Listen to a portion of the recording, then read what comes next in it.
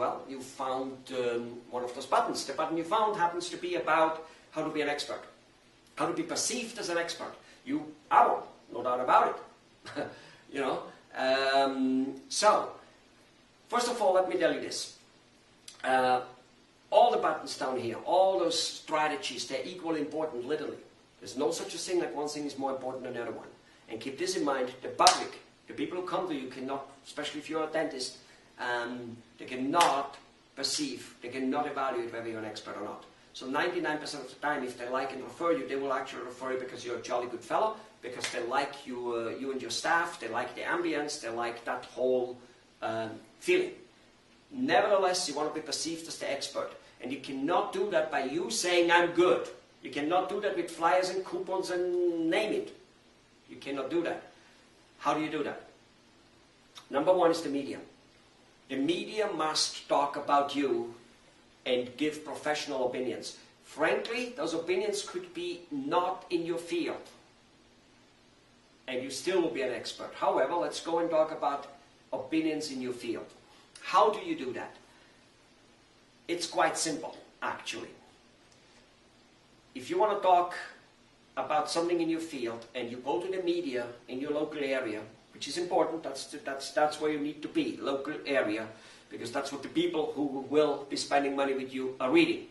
All right? A local media does you better than being in dentistry today if you happen to be a dentist. That's just all there is to it, which doesn't mean we wouldn't want to get into dentistry today also, I'm not saying. Okay? Because we can, you know, reuse it. However, the way to get in it, so if you just go and talk about a particular health matter, chances are you'll not get in and the media will tell you, go and advertise with us. The way to do it is, you scan with large newspapers, New York Times, LA Times, this type of paper, and, you know, kind of that type of paper, what articles which have appeared about a particular topic which is somehow in your arena. Also, you scan medical magazines, big ones, okay, which wrote about something, okay. To a certain degree, the ones to the public are usually slightly better, but not necessarily, you know, exclusively better. And you find out that XYZ magazine, and by the way, that could be a magazine, that could be a newspaper, and it could be in the country or outside the country, Japan, Europe, for that much in Africa, Singapore, it doesn't matter, all right? So somebody writes about something in one of those big things. Usually they have a particular person or an institution they kind of write about, and he says this. You take both, the guy who they were talking about and the media, the name of the media. So let's say New York Times talks about a Japanese researcher in a Japanese or in a European university. Who cares? You put those things together and then make a comment on what was said there. Positive or negative, against or for, does not make a damn difference. You keep your personal integrity and you say what you say.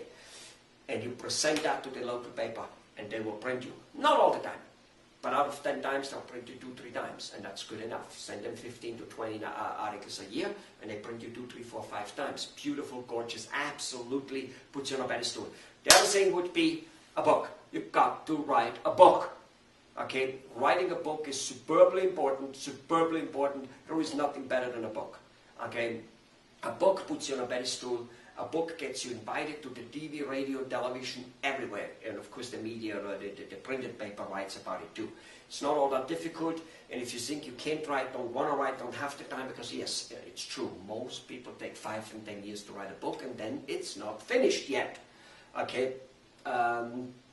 Normal publishers take anything between 2 to 3 years to publish a book after it's written. So most likely you want to go to a ghostwriter. There are plenty of them around. Of course we have one also, or we have many. And publish it and then make it a bestseller. Let me tell you something, making a book a bestseller is much easier than you might ever have imagined. And the difference between writing a book and being a book bestseller is like, if you have a book, you went to the Olympic. Great thing. If you're a bestseller, you won the gold medal. So, and no, making a bestseller the way I'm talking about which you might see on this site and have other questions, doesn't necessarily mean you become rich selling the book, but you become rich selling the services because you're so well known. Do you understand me? Good, I hope you do. Those are the ways to do. Now, one way, of course, is also the internet.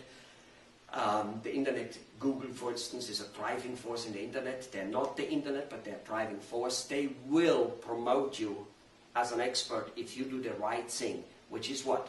Give them data videos, real down-to-earth, like frequently asked question type of videos. Lots and lots and lots of them. But we talk about that in the videos in the internet section.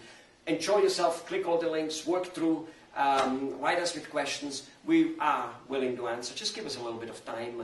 Sometimes I get a little bit overwhelmed here doing that. Have fun and become, well, you are an expert, but become known as an expert.